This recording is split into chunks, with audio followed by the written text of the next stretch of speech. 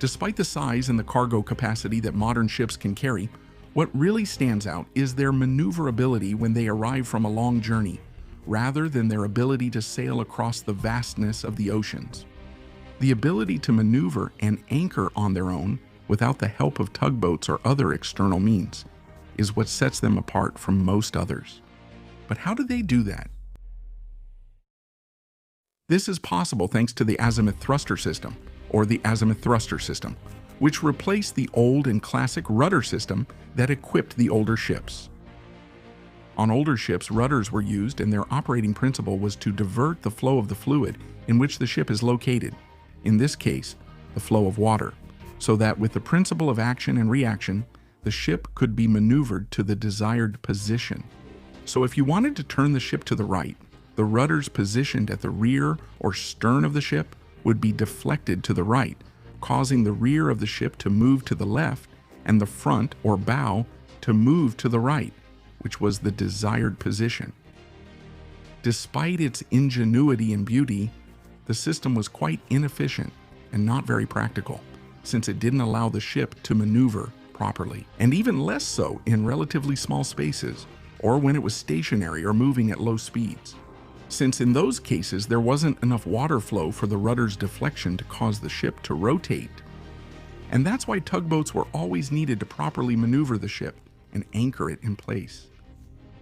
One of the solutions was to place the rudder right behind the propeller, so the rotation of the propeller would create a stream of water directed straight at the rudder, which allowed the ship to be maneuvered even at low speeds. But even so, it was still not very efficient. And it was to correct this deficiency that the Azimuth thruster system was created, also known as movable reduced pods, or simply pods. In this system, there is an electric motor encapsulated in a waterproof metal pod, where the shaft of this motor is directly connected to the ship's propeller. This whole system can rotate 360 degrees, giving the ship great maneuverability and eliminating the need for rudders. The system is located at the rear of the ship, below the hull. Since the engines can be controlled independently, you can have asymmetric configurations. In other words, you can have one engine at 90 degrees, propelling the ship forward while the other is in reverse position, opening up a wide range of possible maneuvers for the ship. And all of this is done in just a few seconds. But let's see and understand how this system works. Since these are motors powered entirely by electricity, the energy for their operation is provided by the ship's engines. With the ship usually having 2 to 4 diesel-powered engines, the energy is then distributed through a network of cables to the pod control system and is then directed to the electric motor inside the pod, which is responsible for moving the propeller.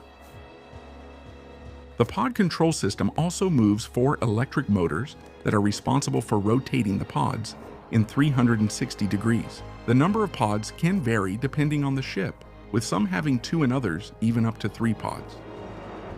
The system can have several names depending on the manufacturer.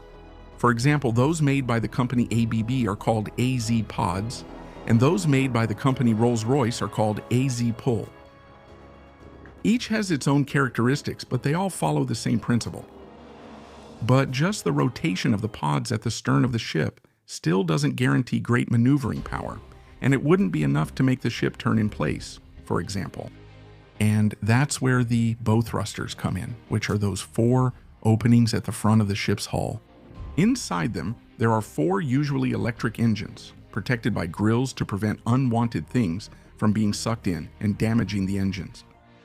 The position of the engines, that is, the direction they point, alternates. So if the ship has 4 bow thrusters, 2 are used to move the ship to the left and the other 2 to the right. With this, the ship can rotate 360 degrees while stationary, which is impossible with rudders.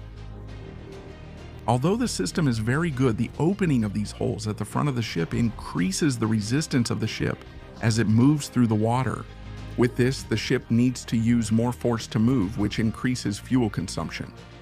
That's why the diameter and location of the openings must be very well calculated by the people who design the ship. Pods are very efficient, compact, quiet, easy to operate, and cheaper in terms of maintenance. And because they are located farther from the hull of the ship, They create less noise and vibration, making the trip more comfortable. But pods also generate turbulence and drag for the ship, but this effect can be overcome by improving the hydrodynamics of the pod. Since the electric motor is fully enclosed in a sealed pod, it generates significant heat. And that's why the pods have a powerful cooling system that removes all the hot air from the pod,